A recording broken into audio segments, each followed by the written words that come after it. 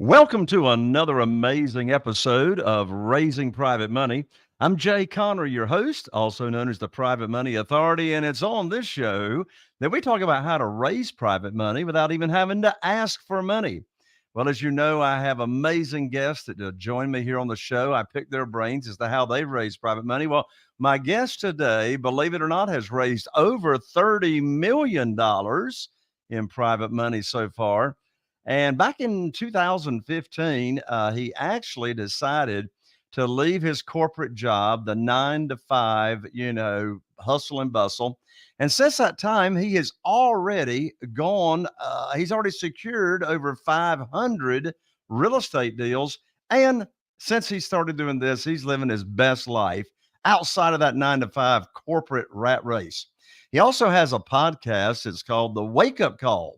And there on the show, he features inspiring stories from industry professionals who've used owning and renting property to take control of their own lives, just like he has.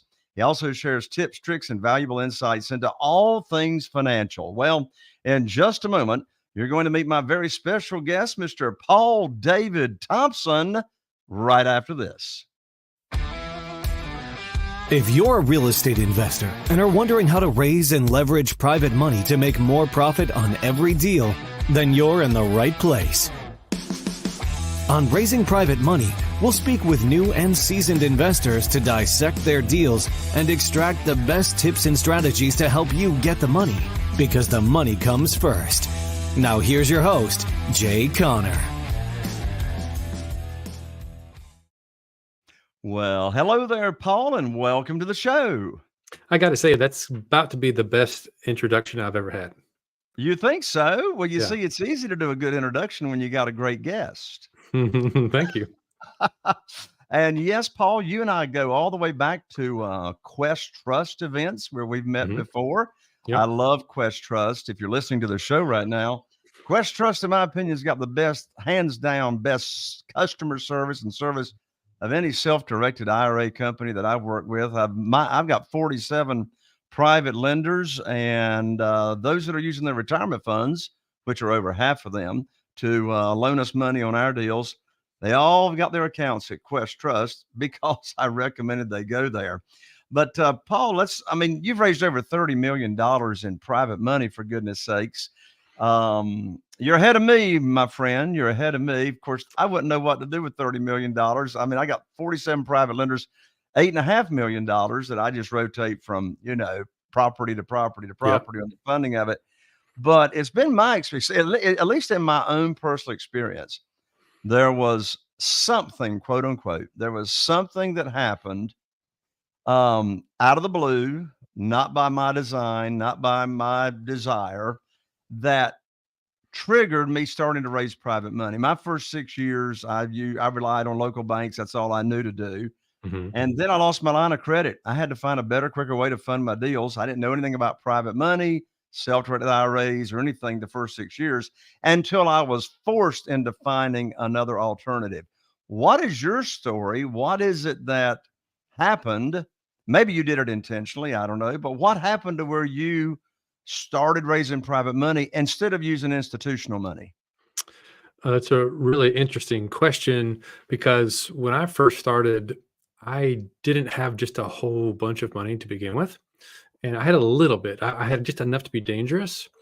But I stumbled across this idea of doing the BRRRR method, the buy, rehab, rent, refi, repeat, which is coined by Bigger Pockets. And in 2015, when I started, the market was really ripe for doing that. So it was housing in the Southeast where I live, in Little Rock, Arkansas, was just very readily affordable. It was easy to find deals. And I found so many deals that I ran out of my own cash. And so I was in this mode of, I just wanted to buy as many rental properties as I could, because I wanted that to replace my day job, because I really wanted out of my day job. I wanted to kick the corporate job aside and be in control of my own time. And maybe we can go into that story as well. But I learned very quickly that when it comes to raising money, it really helps to dig your well before you're thirsty.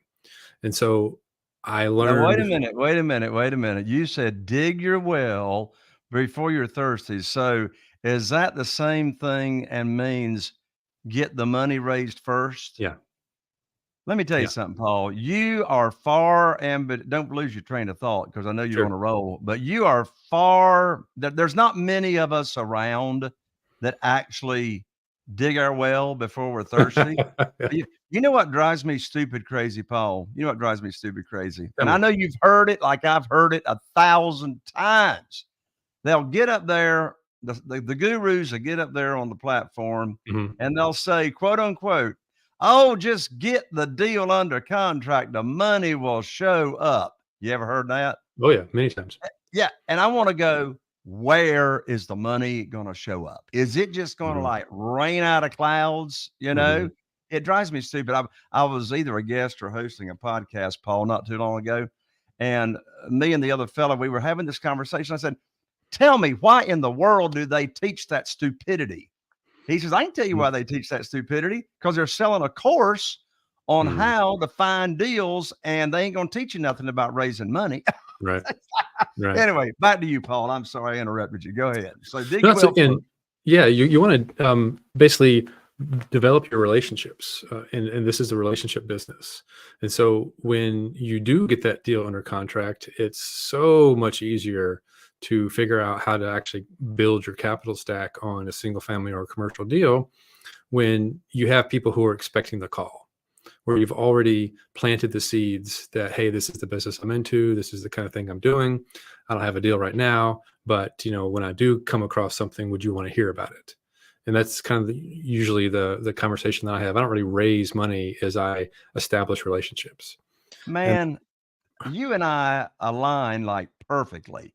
You yeah. know, here on this podcast, we talk about raising millions of dollars without ever asking for money. Hmm. And I do exactly what you just shared.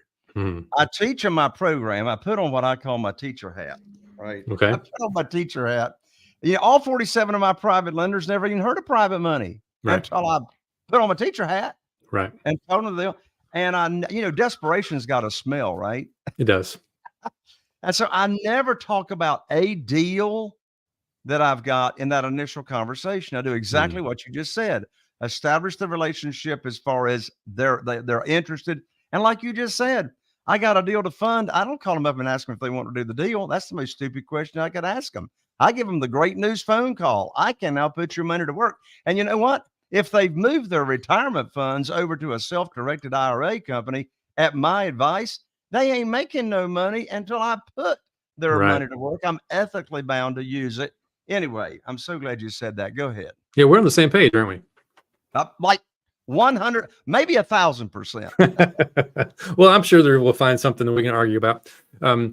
So the story behind building one of these businesses, and I think this is the idea, is like we want to be in a business where we are buying assets and controlling assets, and most people's struggle with that is the first thing they say is, where am I going to find the money? And that's a reasonable question, because I don't have $30 million in my back pocket. I wasn't born into the Walton family. I was lower middle class. Or working stiff, right? So you have to figure out how to provide value, and I really believe in this concept of this value creation opportunity, because you can talk to all of the people who have cash and are interested in investing, but you have to give them something to put it into so that they can get a reasonable return. And they have a problem if they have cash at hand and they put it into a Quest or a similar self-directed IRA custodian. They have a problem. Like, they're not getting a yield, and they're paying high fees until they put it to work. Absolutely. And as you know, I just said, particularly if we tell somebody about it, we're ethically bound. You better put that money to work. And of course, Hmm. the quicker, the better. Now, uh, you mentioned the Burr method Hmm. again, which is, you buy the property, renovate the property, rent the property, refinance the property with institutional money, Yep. cash out, rinse and repeat. Hmm. How's that method working these days for you It's in harder. this? in this climate of higher institutional Yep. refinance rates? You have to get incredible deals. Like the only way it makes sense anymore is if you just buying an asset at just ridiculously low um, discounts, right? So are Mhm. high discounts, and you're getting just this deal, because when you're buying an asset that has a cap rate of 7% or less, and you're borrowing money at 7% or higher, the numbers don't work out.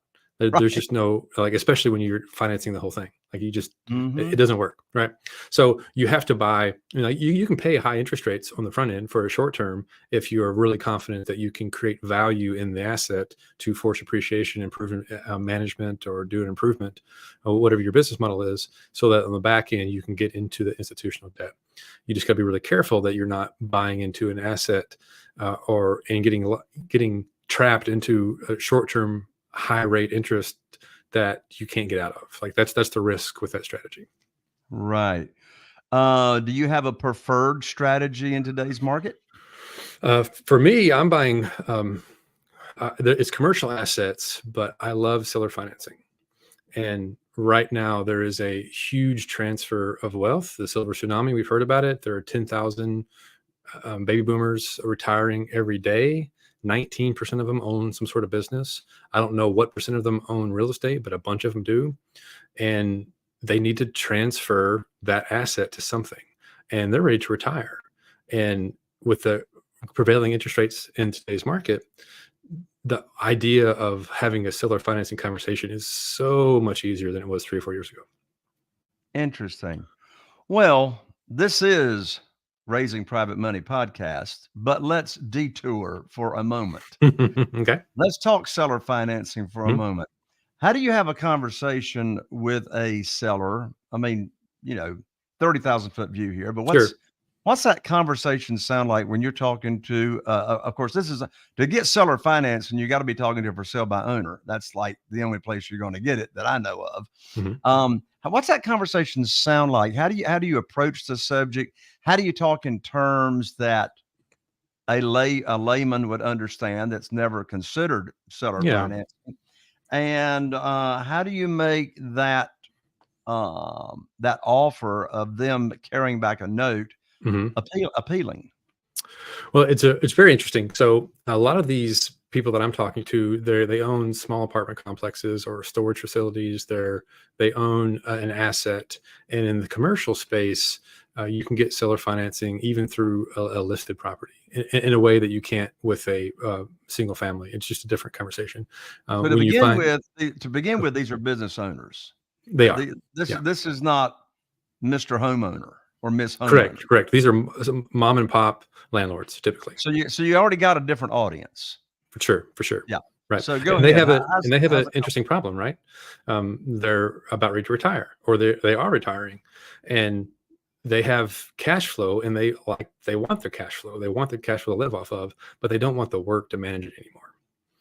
And so Mhm. I'll talk to somebody who owns a 10, 12 unit apartment complex, and they'll want kind of a fictitious number here. They'll want $2 million, and that's a little high for if I were to buy it all cash. And I'll say I can get really close to that number of $2 million if you would entertain taking payments. Would that be something you'd be open to hearing more about? And they're like, well, what does that mean? And they'll even say, do you mean like seller financing? I was like, yeah, that's what I'm talking about. Are you familiar with how that works? And most of them have some idea, but they don't know the details. I said, well, you're enjoying the income from this property right now, but you're taking over all the hassle right now. You're taking on the hassle. How about I step in and take over the hassle, and I'll make you payments just like you do to your bank, but I'd much rather pay you interest than pay the bank interest. And Mhm. I find that that's a good segue into having a conversation. I don't say, hey, Mr. Seller, would you do a seller financing? I say, would you be open to the idea of taking payments? If I can get closer to your Well, they needs. understand that, Yeah, right? I mean, they they do. understand would you It's be more open to intuitive to taking them. payments? Yeah, right, I right. love it. What kind of interest rate do you offer? Or do you let them tell 5%, you, or do you let them 5% or tell less, you? Okay, 5% or 5%. less. Do Yeah. you get them to do you ever have a conversation with a seller and you just don't bring up interest, or do you always bring up interest? I don't bring up interest until they do. And I find that most the investors that are open to this, their interest is not their primary consideration. the sale price is their primary consideration and the amount of payments they're going to be receiving. Mm-hmm. That's more important to them than getting an 8, 9, 10% return like a lot of private money lenders would, because it's a different scenario. Yeah. Do you make multiple offers, as in I can pay you if you want all cash, I'll pay you this. If you'll take payments, I'll pay you this. I do what they call a 3-letter option of intent. And so I make 3 offers, and I used to do 1 cash, 1 principal only, 1 interest only. I've gotten to where now I don't even put the cash number out there anymore, because I'm just not interested in buying an asset right now that's not a seller financing situation. The market is ripe for it. It's the best strategy that I know of in the current cycle, the current market environment. And I can get way cheaper interest and work with a situation where there's often no bank financing at all. You sort of get to make the rules. Yeah.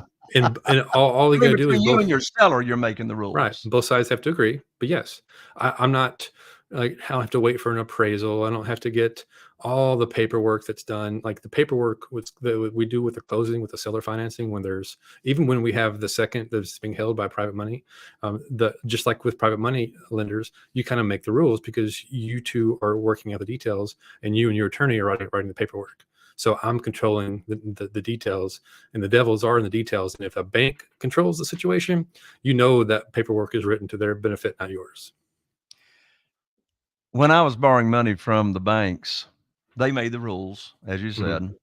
And the traditional way to borrow the money is you go to Mr. or Ms. Banker and you get on your hands and knees and you put your hands underneath your chin and you go, please fund my deal, right? Mm-hmm. You're begging. I mean, Mm-hmm. in this world of private money, we're not begging, chasing, persuading, trying to talk anybody into anything. The traditional way of borrowing money to fund a deal is you got to pull up your skirt and let the banker see your personal assets and your financial statements and all that mess. Well, here in this world, there's no credit score that drives into this decision. Mm-hmm. There's no, as you said, appraisal. There's no application. When I'm talking to a new real estate investor that's never used private money, they'll say, well, tell me about the application process. I said, let me tell you about the application process. First of all, there isn't one. And number 2, you're already approved. It's like, yeah. It's like here's the approval process. Your lender wires the money to your closing agent. That's the approval process. Mm-hmm.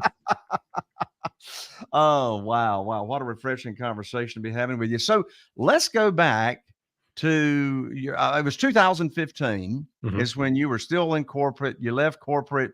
Mm-hmm. What happened? Something happened. So I had what I call a wake-up call, and that's what I call my podcast. The wake-up call is most anybody who's gotten into this business or started their own entrepreneurial endeavor in some way, they had a moment where they were just fed up. They had some new information that just kind of changed their perspective, and kind of the light bulb moment happened. For me in 2015, I think it was actually 2014 when I went on this trip, but it was the summer of 2014, and I went on a trip with my family, and we had a beach vacation. My kids were out of school. My wife's a stay-at-home mom. I had a day job. We were a single income family, but I was, an engineer, professional, making good money, white collar kind of job, good income, decent life. But the problem is if you don't go to work, you stop paying you. And I was at this beach vacation, and they offered up the place we were staying, said the people after you canceled, would you want to, and your family want to stay, we'll offer to you for half price. So I had the money. I worked for the internet service provider. So we made the technology that allows what we're doing right now to stream this conversation happen. It was 2015. It's not, or 14. It wasn't like it was unheard of for people to work remote, even for a week. And none of my employees worked in my office in Little Rock. They were all remote. And I just had the freedom and flexibility, except for I needed to make sure my job was okay with it. So I called up my boss and said, hey, I've been with the company for a long time. I really wanted to take this vacation. I'm just going to work from the beach house next week. Everything will be the same. I'll work my normal hours. All my employees are remote anyway. We got this opportunity. So I haven't been away like this for a long time. I really need this week. It's like, oh no, we don't do that here. I expect your tail back in the office 8 o'clock Monday morning. Click. Ah, Not even a conversation. Not even, oh, well, what's going on? Like, well, I really want to make this work, but I just isn't a good fit for us right now. We're just like, we don't do that. Click. ah. Well, Hmm. seems he or she sounds like a Yeah. sensitive soul. Yeah, And so, and I what was thought I your was response? important. Go What? ahead. I'm sorry. Go ahead. No, what was your response to the click? I was pissed. I was just like, Tell are me how you you really kidding me? felt.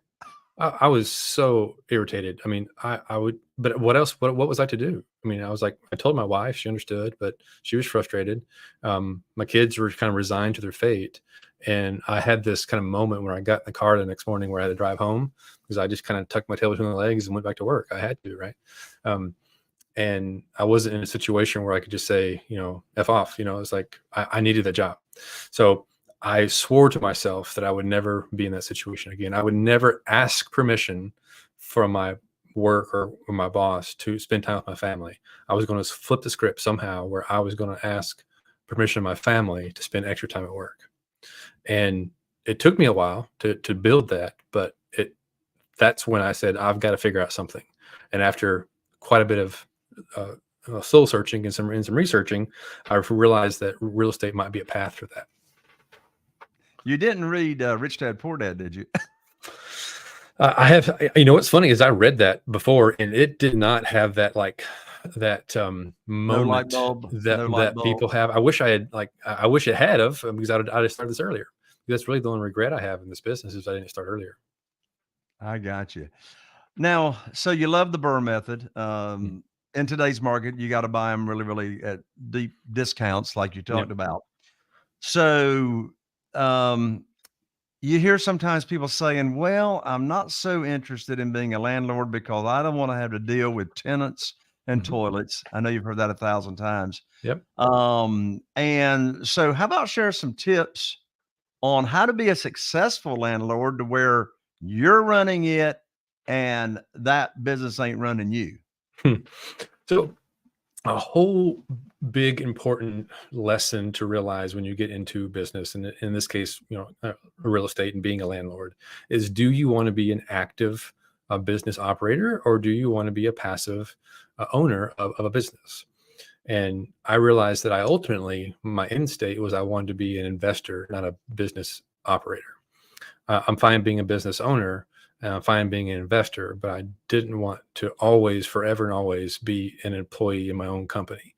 So I was very careful not to just switch from being an employee for a corporation to being an employee in my own self-employed company where I was still trapped to a job, right? In other words, you didn't want to quit the corporate nine to five and start working for yourself 9 to 9. Right. Twice as much, probably making more, but eventually, like you need to set up if you don't want to be the tenants and toilets, if you don't want to actively be in the weeds of managing your rental properties or any sort of business that you're in, every business has some sort of challenge. That's like saying Walmart, well, people steal from you, so I'm just not going to have a retail office. It makes, every business has a challenge, and with tenants, you're going to have some challenges. Like owning real estate requires responsibilities. So what you really want to invest in is business operations. And so that's what most people have a hard time learning how to do. They learn real estate very quickly, and they probably learn how to run their own business very quickly. What they don't learn how to do is to elevate themselves where they're the conductor of their business and not a musician in the play. So how do you do that? So you take a time audit of the work it takes, and you create a ways to like standard operating procedures of how to take care of things for you. So in my case, in the rental properties, I wanted to have a property manager. And people say, well, property managers never care about your stuff as much as you do. That's true. You probably will never find a property manager who is as good and cares as much about your stuff as you do. So therefore, you're just trapped to the shackles of being a landlord forever and always. And I know a ton of people, good friends of mine, they live that way every day. And they complain about it and they talk about the ups and downs. It's like you can just, sit there and complain about it, or you can create a system to replace that. And business operations fundamentally is all about creating systems. You hire employees to do operating procedure, and you have them do the job as good, or maybe 70% as good as you would if you were there yourself. And I really like to use Chick-fil-A as an example for this. If Chick-fil-A complained about the turnover of their employees so much, then they'd be just like McDonald's or Wendy's or whatever fast food joint you go through, that it's just kind of a crummy experience. Somehow Chick-fil-A is able to create a standard operating procedure where they train and turn over employees constantly, but yet your experience as a customer through a Chick-fil-A drive-through is far superior than anybody else out there. So you want to be the Chick-fil-A of the landlord business, where you're creating systems so that it's simple, repeatable, and you build a machine that scales. So you answered the big question. That is, obviously, you're not managing yourself, the properties. You've got property management and et cetera. One thing that you talk a lot about on your podcast, Wake Up Call, you talk a lot about really designing the life that you want. In other words, leading a life by design, intentionally. Unfortunately, as you and I know, most people walking around are not leading a life by design. The tide is taking them wherever the tide takes them. Yep. I would say the first thing you got to fix to lead a life by design is you're not going to be leading a life by design with a victim mentality. Right. You got to have the victor mentality. But what is 101? What is lead life by design 101? How do you start? Most people I've discovered, Paul, they don't even know what they want. Right. Yeah, that's the answer, actually. Yeah. So what's the 101 lesson on how do you lead a life by design? Start with the end in mind. What is it do you actually want? And that can be pretty deep when you really get into it. Like, what is the lifestyle? How do you want to spend your time? What is it that you really want to do? What do you feel like your purpose on this earth is? We're this awareness that's plugged into these earth suits walking around on earth. We don't know why we're here. We don't know what's going on. We're born naked and don't speak the language. And we're just trying to figure it all out. That's, I think, completely normal. It's the human condition.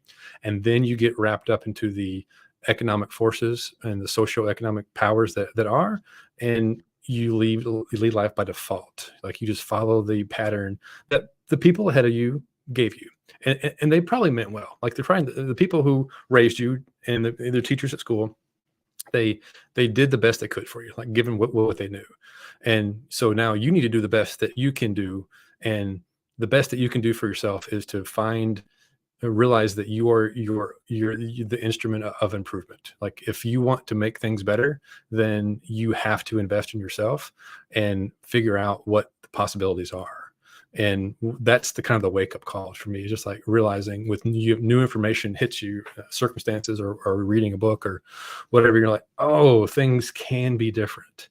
I have agency to create the environment and lifestyle that I want. And I get to define what's important to me, not society, not my family, not culture. I get to define what I want. And that really is the deep journaling exercises where you ask yourself why 7 layers deep. It gets super heavy really fast. But in that writing, you'll catch yourself, your ego popping up and realizing that your ego is trying to protect what you need to push that aside and, like, find your true self. And when you find that true self and figure out what they actually want, that awareness that is us and what they actually are here to do, and that you get to define that and you get to discover that on your own. And that discovery process then will find you the tactics of how to get the life you want. Isn't it so liberating once someone realizes they can actually design a life that they want? I mean, how freeing, is that? It Empowering. reminds me, I'm sorry. It's empowering, isn't it? Empowering and powerful. It reminds me of Jack Canfield's book, which I absolutely love. It's called The Success Principles by Jack Canfield.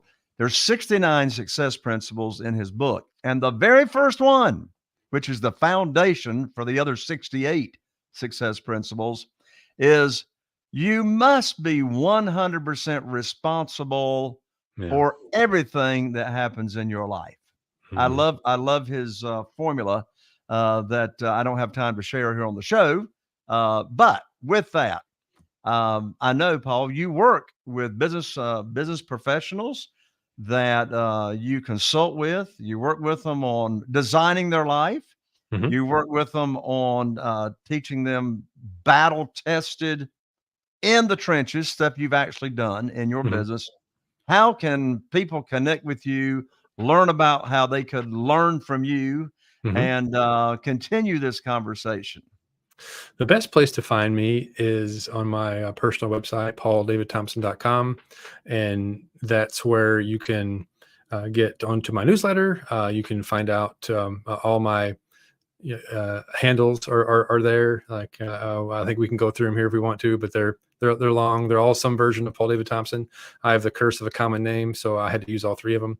And so that's where I'd like for you to come reach out and find me if you want to follow anything I've talked about here, if it's gotten your attention in any way.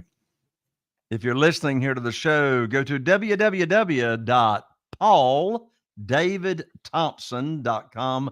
Of course, that will be in the show notes as well. Paul, final comments. Yes, I would like to leave a final thought with everybody. You're here listening for a reason, and you're looking for something. You're looking for an answer to some sort of question. You're trying to figure out what to do, how to raise money, how to grow or scale your business. And there's something that is holding you back. There's some obstacle. There's some limitation. There's something you got to learn, and that's why you're here. And if I could give you anything to take away from here, is that anything that you find that is difficult right now, that is like the obstacle that you must overcome. Like whatever hinders your task becomes your task. And if you lean into the challenge of whatever it is you're facing, then like your life opens up and you will find a way to solve it. And the answers are here. Probably every answer to every question that you ever asked is here, but you may not be asking the right questions. So the quality of your life is the quality of your questions. And if you ask the right question, the answer will appear. I love it. There's a writer downer, folks, right there. The quality of your life is based upon the quality of your questions. I love it. Paul, thank you so much for joining me. Thanks for having me. There you have it, another amazing episode of Raising Private Money. I'm Jay Conner, your host, Private Money Authority. Thank you for joining us right here. Be sure and tune in next time for another episode of Raising Private Money, and we'll see you right here. Are you feeling inspired by the knowledge you gained in this episode? Then head over to jconner.com/money guide. That's JCONNER.com/money guide and download your free guide that shares 7 reasons why private money will skyrocket your real estate investing business right now. Again, that's jconner.com/money guide to get your free guide. We'll see you next time on Raising Private Money with Jay Conner.